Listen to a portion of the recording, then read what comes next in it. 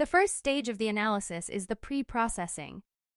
To identify a video that's ready to begin the pre-processing, look for the single @ sign next to the video name.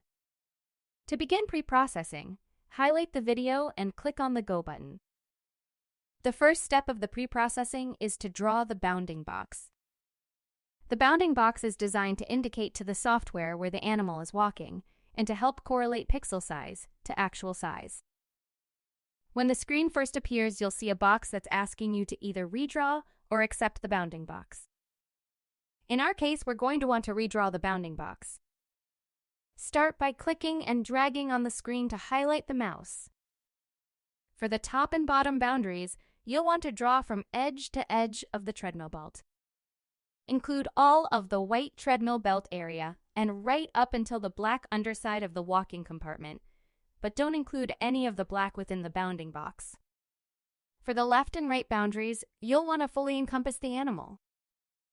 Make sure to think about where the animal is throughout the whole video.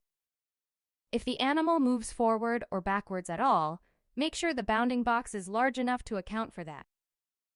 Once happy, double-click on the bounding box. Before moving on, identify which direction the animal is facing.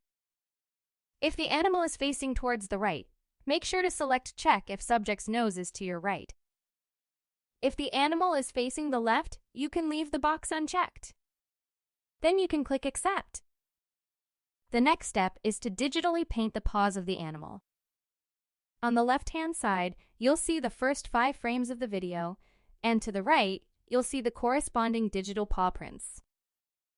The goal of this screen is to get the digital paw prints to match with the raw video paw prints as best as possible. To do this, we have 2 different sliders.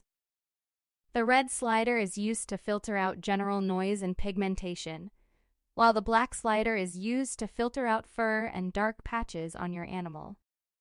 When we increase the thresholding on the red filter, we can see more noise and red pigmentation getting picked up. When we decrease the thresholding, we start to lose the paws in general.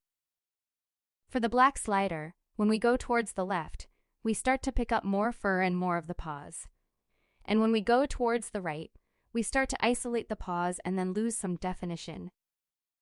We need to use these 2 filters in conjunction with each other to get the best version of the paw prints as possible.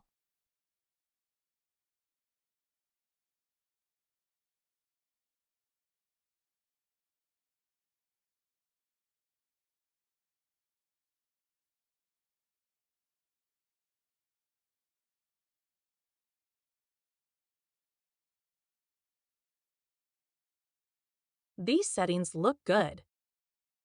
On this screen, we also want to adjust the snout out.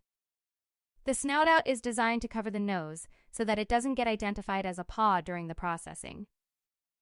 We want to make the snout out big enough to cover the nose, but not so big that it covers the paws as well. In this example, I've eliminated the snout out. See how the nose is now visible and looks like a painted paw? If left as is, the nose will get picked up and cause trouble with the paw tracking during the next stage of analysis. In this example, I've made the snout out much too large. The snout out covers the nose and hides it from view of the software, but it also begins to encroach on the paws so that we will not be able to track them properly. We want a snout out that is just large enough to cover the nose, but not too large to interfere with anything else. Here is an example of a properly sized snout out. Once we are happy with our settings, we can click on the OK button to move forward. There will be a pop-up that asks you to confirm the speed. Double-check that the speed is inputted correctly and we can move on. This finishes the pre-processing step.